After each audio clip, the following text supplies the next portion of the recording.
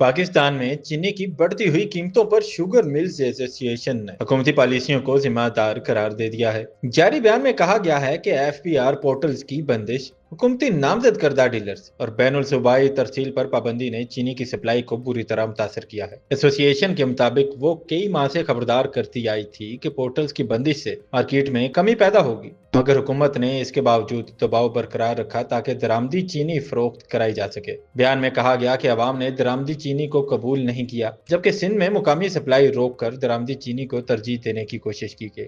Sugar mills association ने यह भी इल्जाम आयद किया कि पंजाब में ज़िलाई इंतजामिया ने मिलों को मजबूर किया कि वो हुकूमती नामजद करदा डीलर्स को चीनी फराहम करें, जिन्होंने मार्केट में मुनाफा के लिए कीमतें खुद बढ़ा दी। एलामिया के मुताबिक नई चीनी मार्केट में आते ही कीमतें मामूल पर आने का इम्कान है। ताहम इसके लिए जरूरी है कि हुकूमत बैनुल सूबाई तरसील पर आयद गैर आइनी और गैर कानूनी पाबंदियों को फौरी तौर पर खत्म करे।